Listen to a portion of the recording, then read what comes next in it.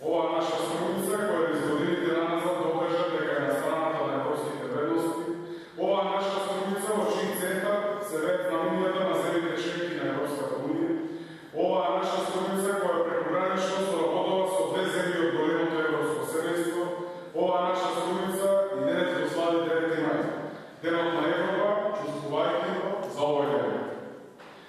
Одбележувајќи го овој ден, како и низа години наназад, така и овој пат, ред е да се послужиме со неговата историографија. Во таа 1950 година, кога Европа се уште не ги беше заборавила стравовите и ужасите од војната и недобре ги расчисти урнативите од таа војна, беше црсто решена да сврти нова страница на својот развој. Па така, само 5 години од победата над фашизмот на денешен ден пред 67 години, Роберт Шуман го презентираше својот предлог за создавање на Обединета Европа.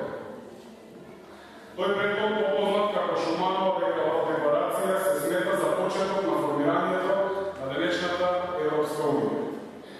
Се до нејзиното кристализирање во политички концепт до пресврнувањето во долгорочна цел, европската идеја беше привилегија само на филозофите и визионерите. Но откако Роберт Шуман пред 67 години ги удри темелите на Обединета Европа, една година подоцна Алтеро, Спинели и Жан Моне го преточија Шумановиот план во Европската заедница за јаген и чели.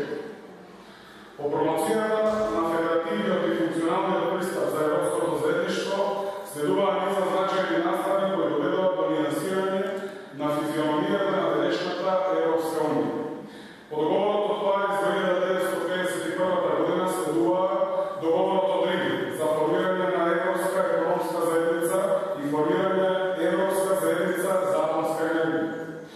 Во 1957 година следуваа административните дополнувања со договорот на Мастрихт за создавање Европска унија. Во 1992 година и договорот од Амстердам од 1997 година, со што беше создадена уставната основа на унијата, образувајќи ги државите членки во заедништво на соседни држави.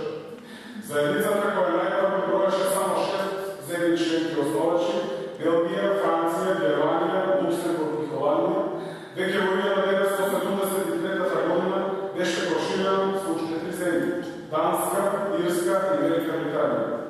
И така од година во година, од скалјено на скалјено, од проширување до проширување, денес Европската унија брои вкупно 28 земји членки, со помалку или повеќе развиени економии, различни култури, традиции, јазични населености и истите подеднакво се вреднуваат и се подржуваат.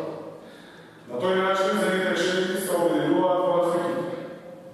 Нашава земја пред малку 2,5 децении од својата самостојност го сонува европскиот сон со тенденции да стане дел од големото европско семејство. Иако Македонија е земја кандидат за членство во Унијата од декември 2005 година, се уште нема добиено датум за почеток на преговори со ЕУ и покрај препораките од Европската комисија. За жал, грешните условувања за решавање на спорот со името на бројните наши внатрешни проблеми, грешки, кризи и разни недоследности се уште представуваат пречка за тој сон да стане јавен. Повеќе од сигурно е дека треба да бидеме мудри, упорни и истрајни и сите наши грешки од минатото да ги ползуваме како поука во идно наше действување, а во правец на интегрирање на нашата земја. Па ако нешто заслужуваме, тоа сигурно ќе го добиеме. Ако Македонија секогаш била на вистинската страна, тогаш нека биде и понатаму на страната на прогресивна Европа, во која има место само за оние кои ги поштуваат современите постановени вредности. Да продолжиме да го основуваме нашиот заеднички сон, а јавото нека биде наша заедничка домашна работа и крајна цел. Нека не е чест